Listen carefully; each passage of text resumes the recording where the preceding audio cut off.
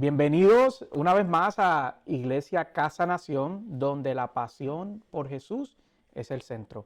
En la mañana de hoy me gustaría comenzar rápidamente orando al Señor y para entrar a lo que entiendo que el Señor me dio para ustedes en la mañana de hoy.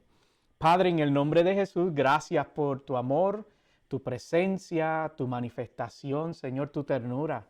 Gracias porque cuando la iglesia se reúne y te canta de amores, Señor, tú, Señor, te devuelves para con nosotros y nos corresponde, Señor. Gracias, Señor, por la mañana de hoy. Gracias por lo que vas a hacer en medio nuestro, lo que continúas haciendo, Señor. Gracias por recibir nuestra adoración.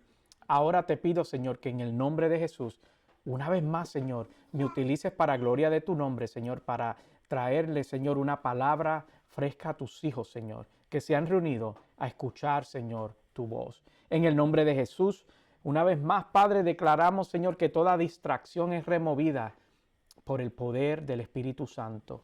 Y todo aquello que quiera robarse, Señor, la semilla que hemos de compartir en la mañana de hoy, Señor, se seca hasta la raíz en tu nombre.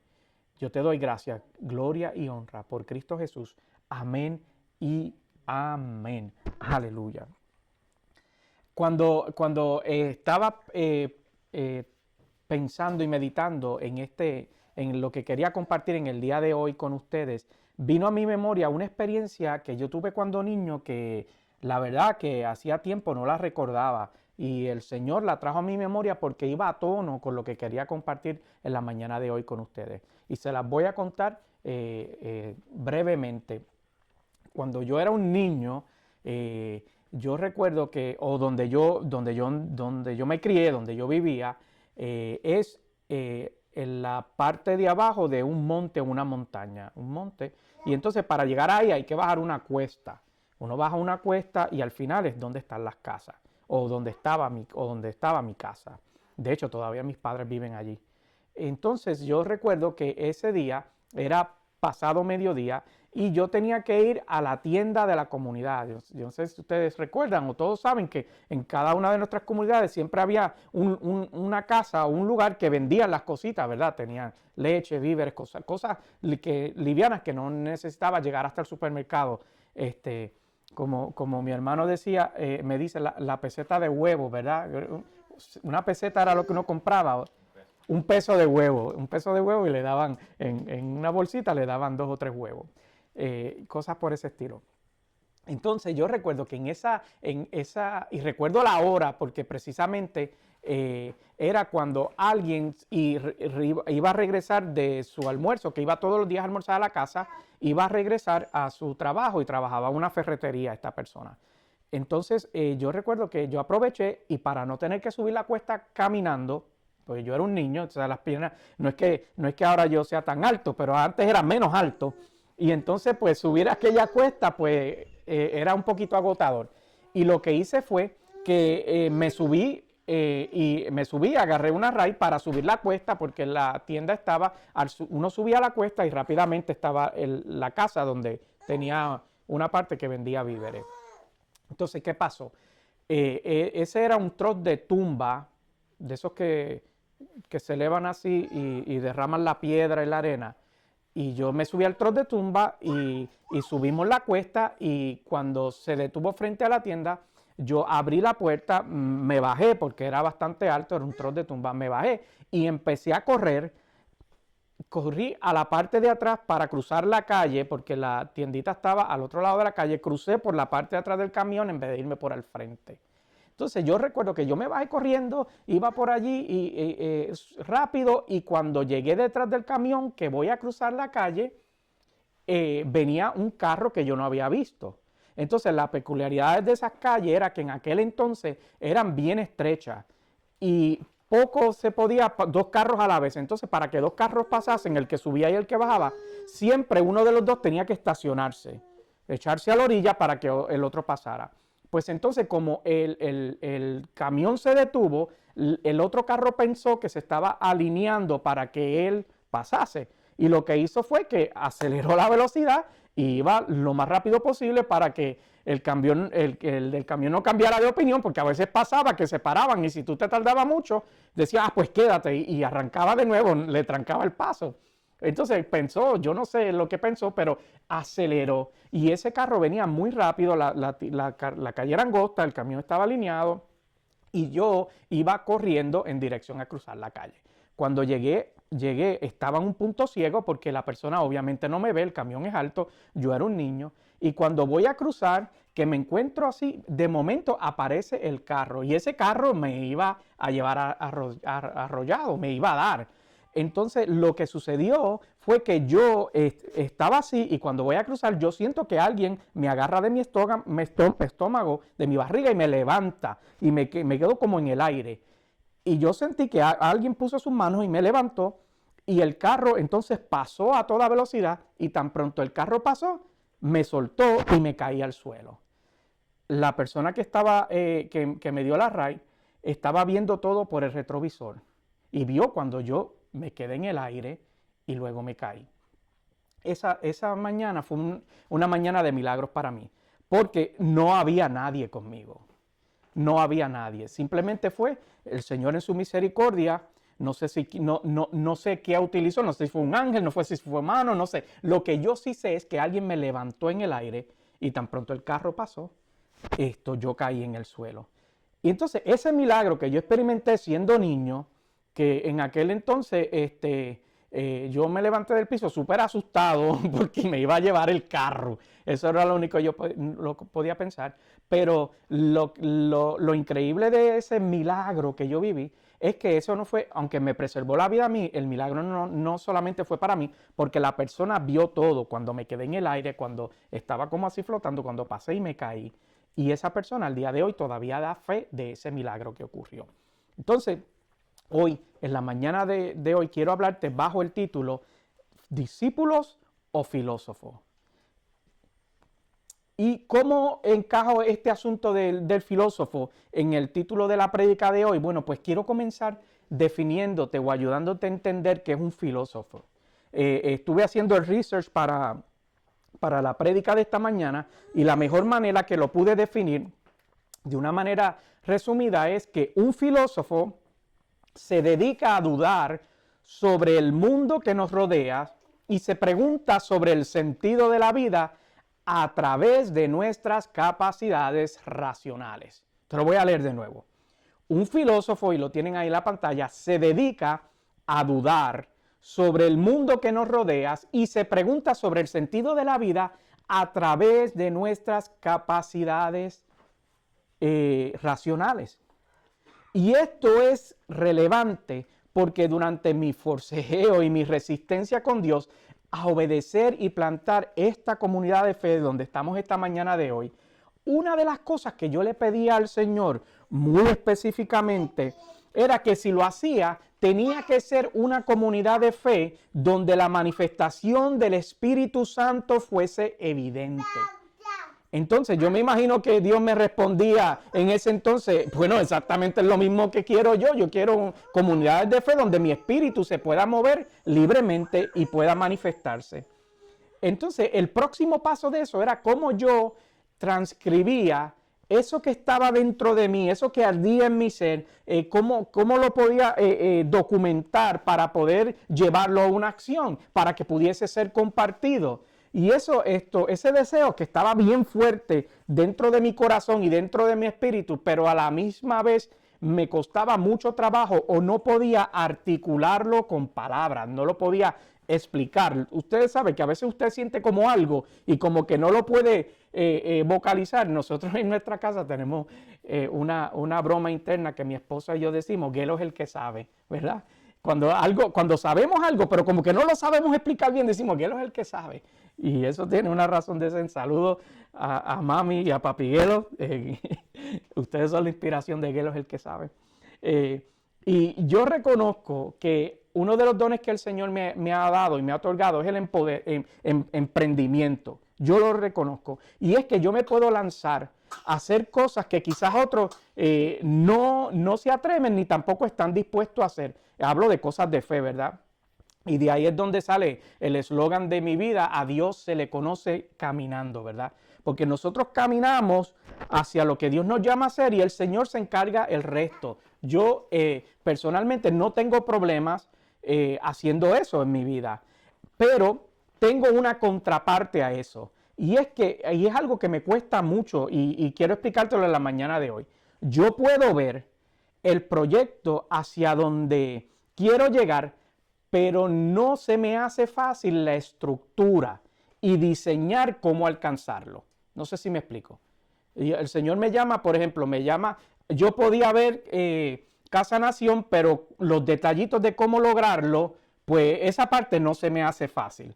Y a la verdad que esa contraparte que a ese don que el Señor me ha dado de poder lanzarme en fe y hacer proyectos que otros no se atreverían sin problema, aunque parece un reto o una contraparte, la realidad es que lo que parece un obstáculo en realidad está bien. Está bien porque esa es la belleza de Cristo, esa es la belleza del Evangelio. Tú no tienes que saberlo todo.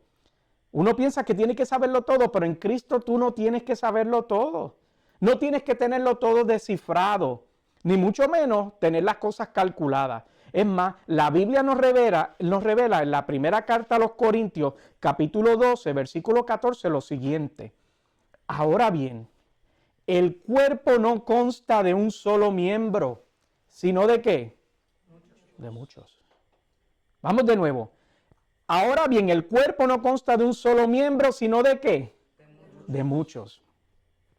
Así que ¿qué fue lo que yo hice? Como yo tenía claro la visión de Casa Nación, pero estaba teniendo un reto de cómo articularla, cómo documentarla, recurrí a otro miembro del cuerpo, le hablé a unas personas que nosotros amamos mucho, nuestra familia ama mucho, y uno de los dones que hay manifiesto en ellos es la planificación, ¿verdad? Yo no tengo el don de planificación, pero ellos sí.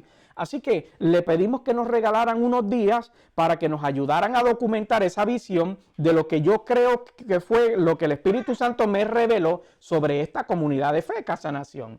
Y perdone la comparación que voy a hacer, pero era como si yo estuviera embarazado de esa visión y no sabía cómo parirla. Yo estaba ardiendo dentro de mí, estaba dentro de mí, pero no sabía cómo materializarla.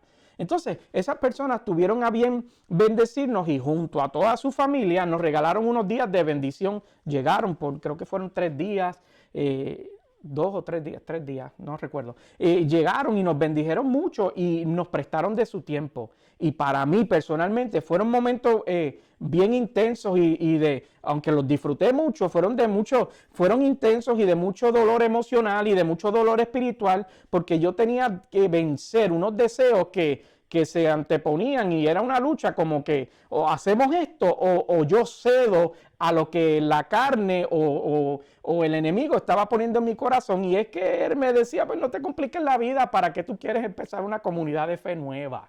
¿Verdad?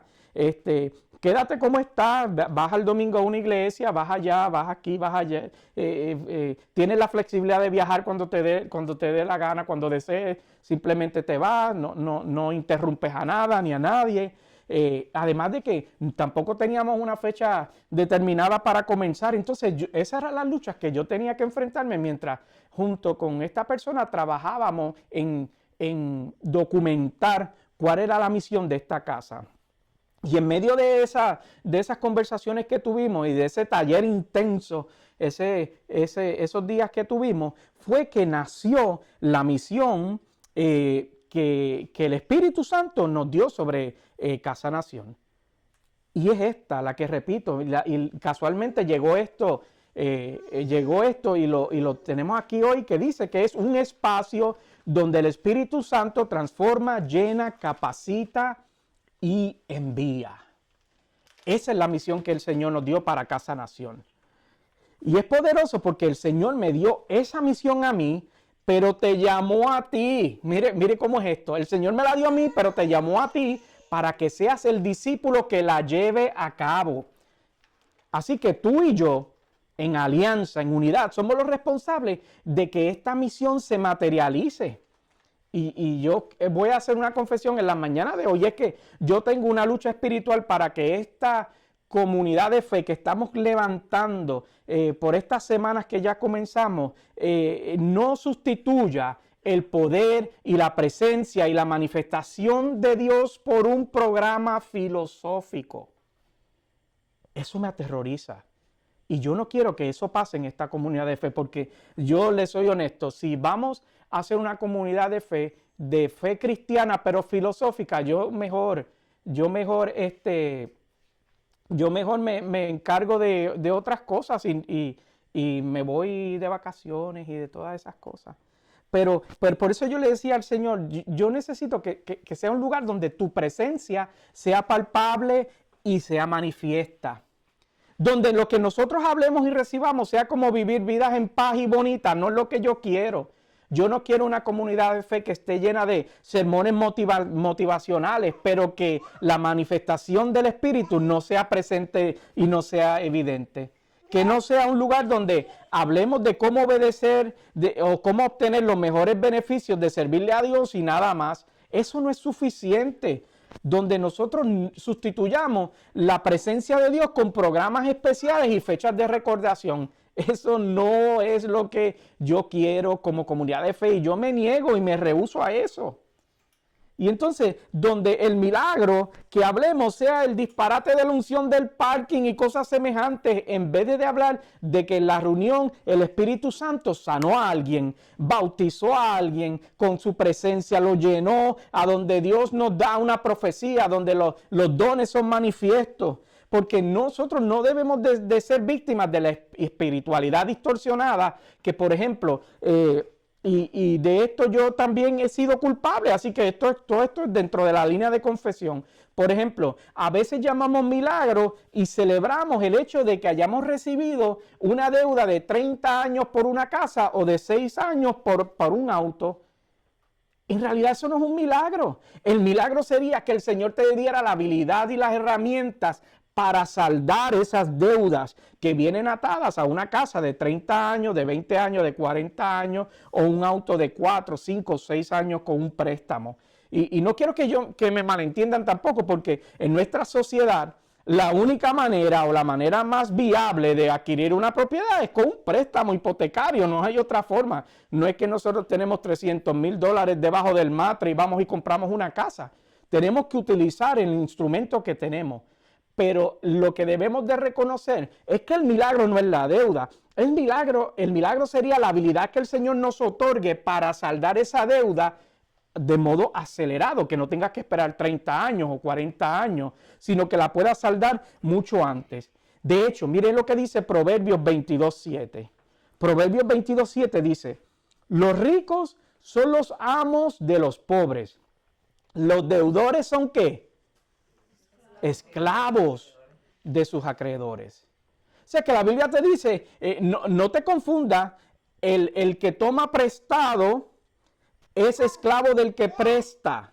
Entonces por eso yo digo que uno debe de ver más allá. Entonces, ¿qué realmente tengo cuando adquiero una casa, cuando adquiero un bien que me cuesta dinero? Y yo no soy la excepción. En esta casa donde estamos, yo todos los meses tengo que pagar una mensualidad.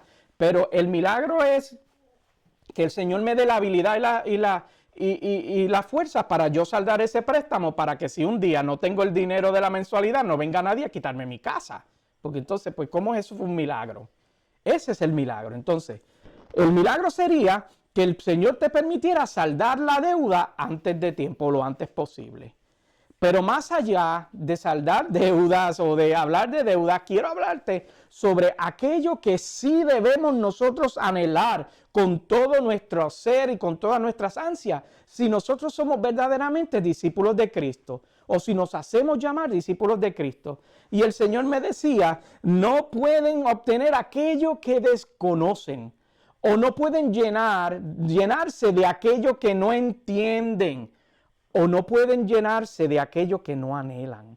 Entonces, este mensaje que tengo en el día de hoy de Dios para tu vida, tiene que ver precisamente con eso, para vivir vidas llenas del Espíritu Santo y para nosotros poder tener reuniones donde el Espíritu Santo sea el centro. Nosotros, como seguidores de Cristo, como servidores de Cristo, como discípulos de Cristo, como llamados por Cristo, Necesitamos entender qué es lo que está disponible para nosotros. Por eso yo quiero que volvamos a la carta a los Corintios, precisamente en ese capítulo 1 de Corintios, en el verso 12, comenzando en el verso 4. Primera de Corintios 14, 4. ¿O es 12, 4? 12, 4, gracias. Se me confundieron aquí mis notas. Comienza el versículo diciendo, ahora bien, hay diversos dones, pero un mismo ¿qué? Espíritu. Hay diversas maneras de servir, pero un mismo ¿qué? Señor. Hay diversas funciones, pero es un mismo Dios el que hace todas las cosas en nosotros. El verso 7. A cada uno se le da una manifestación especial del Espíritu para el bien de los demás.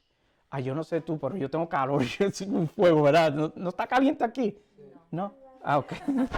Están las opiniones divididas, yo tengo calor aquí, pero ustedes también. Ok, después que ustedes estén bien, está bien.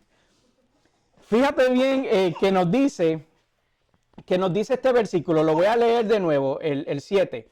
A cada uno se le da una manifestación especial del Espíritu para el bien ¿de quién? ¿De los de qué? De los demás. Fíjate bien lo que nos dice.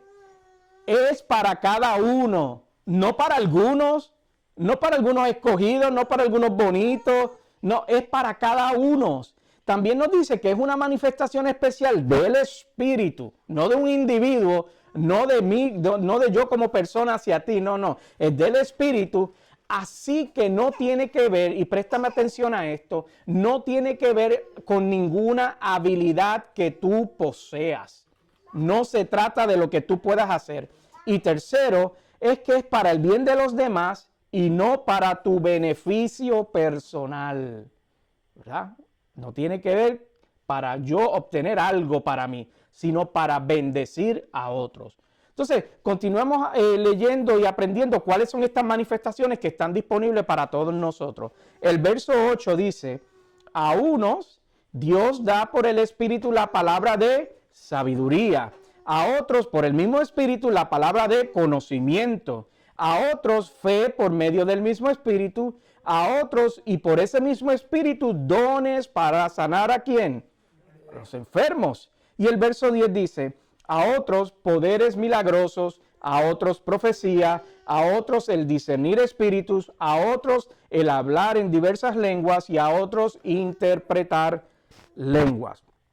Imagínate que alguien se acerca donde ti, viene donde ti y te dice, tengo 9 regalos para ti y están disponibles para ti y son los mejores regalos que tú puedes recibir en toda tu vida. Y estas manifestaciones, la Biblia nos relata que están disponibles para cada uno de nosotros. Y yo quiero rápidamente hablar sobre cada una de esas manifestaciones o dones.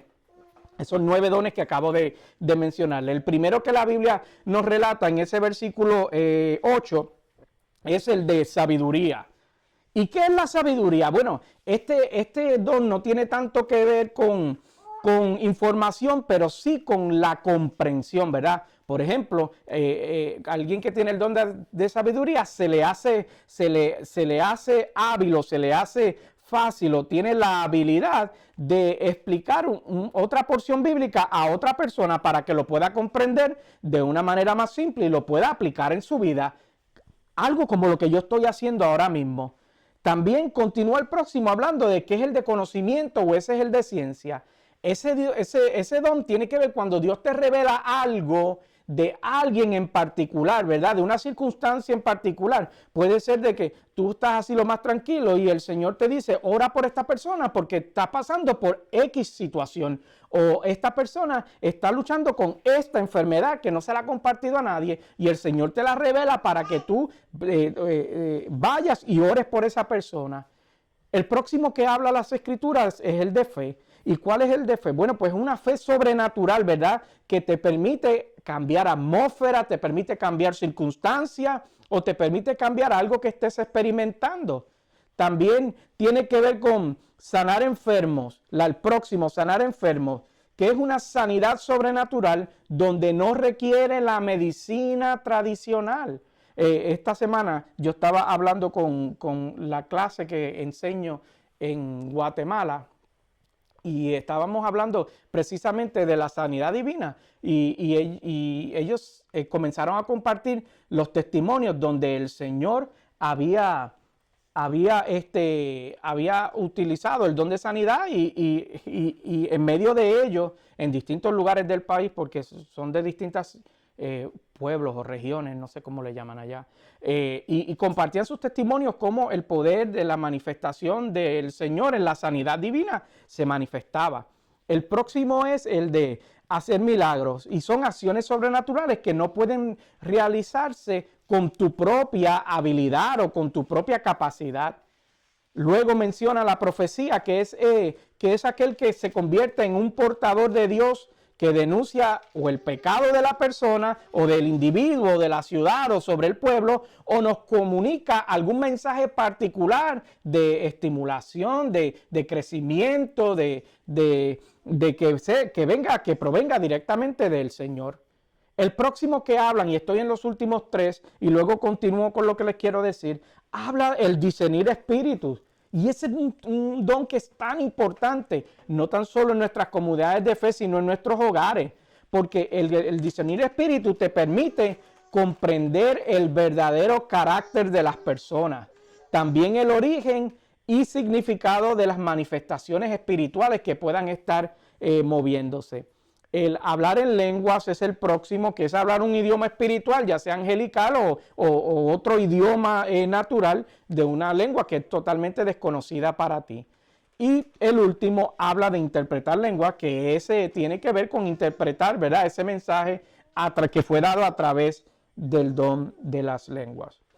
Lo que quiero que volvamos rápidamente al verso 11 y quiero continuar y ya estoy concluyendo con lo que quiero compartir en la mañana de hoy contigo. Verso 11 dice, todo esto lo hace un mismo y un único espíritu, quien reparte a cada uno según él lo determina.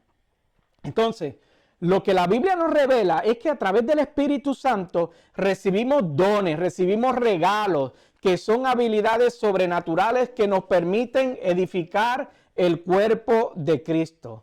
Estas habilidades sobrenaturales necesitan ser cultivadas o desarrolladas, si no, como todo músculo no utilizado se atrofia al punto que deja de cumplir su función. Y quiero decirte esto para que te lo lleves y lo digieras y medites en él por el resto de la semana. La pasividad destruirá tus dones. Amén. La pasividad destruirá tus dones. Entonces, ¿cómo es que nosotros podemos intencionalmente descuidar, no desarrollar, ignorar y hasta avergonzarnos de algunos de los dones que Dios nos dio? Otra confesión que quiero hacerle, yo he sido víctima de esa misma pasividad. Esa pasividad se apoderó de mí y descuidé los mejores dones, regalos que el Señor había depositado en mí. Y hay un principio bíblico que enseña y que revela, que nos dice que Dios, lo que tú no usas, se lo da a otro, porque lo terminas perdiendo. ¿Y dónde lo dice? Pues en la parábola de los talentos, ¿verdad? La palabra revela que le fueron quitados a aquel que no hizo nada con ellos y no los multiplicó y se los entregaron a otro.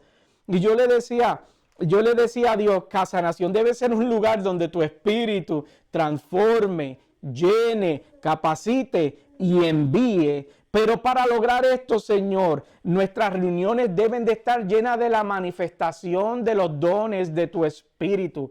No de mí, no de palabrería, no de un programa bonito, sino de tu presencia, los dones manifiestos. Porque yo no quiero volver a repetir mi error, y esta es otra confesión. Yo no quiero volver a cometer el mismo error que yo poco a poco, sin darme cuenta, fui cambiando los dones por sistemas, por modelos, por humos y por luces. No me estaba dando cuenta, pero estaba sustituyendo un poder de Dios en acción por un aspecto filosófico o algo entretenido. Y te confieso que no me gustó en nada de lo que me convertí. No me gustó porque lo que hizo fue que me alejó de Dios y de su poder en vez de acercarme a Él. Y comencé a filosofar con la fe. y de avergonzarme, hasta de avergonzarme de los dones que el Señor me había entregado.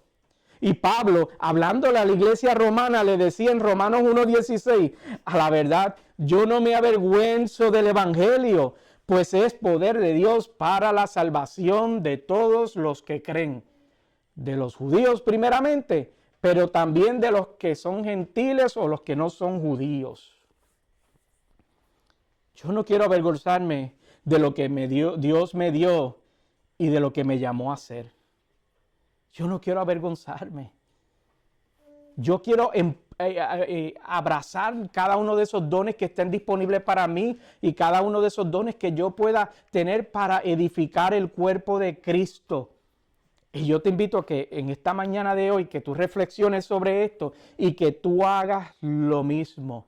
Que nuestras reuniones deben de estar llenas de la manifestación del poder del Espíritu Santo. Que aquí en este lugar, donde quiera que nos reunamos, esté bien que las personas sean llenas y bautizadas con el Espíritu Santo. Que esté bien que los demonios salgan de las vidas y las personas sean libres.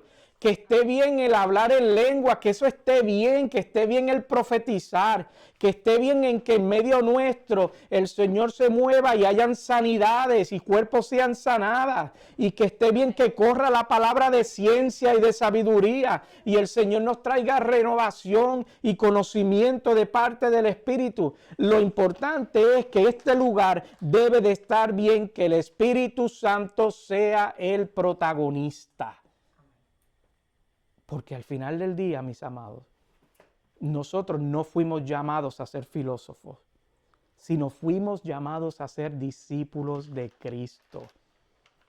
Y no te debes de conformar con menos. Porque entonces, ¿qué es lo que puede ocurrir? Que podemos perder la oportunidad de ser utilizados por Dios. Y podemos comenzar a vivir vidas espirituales mediocres y vidas espirituales en derrota. Y que en constantes tropiezos, en constantes frustraciones, y en vez de vivir la vida que el Señor nos ha llamado a vivir en plenitud en Él y descansar en Él, comenzamos a creer a sistemas, creer a las modas, a los estados emocionales, son influenciados, comenzamos a ser arropados por lo que se está moviendo, cualquiera sea el espíritu que se esté moviendo, nos va a comenzar a influenciar, porque en vez de confiar en los dones que el Espíritu ha depositado a su cuerpo, comenzamos a confiar en sistemas. Puestos de pies. Aleluya.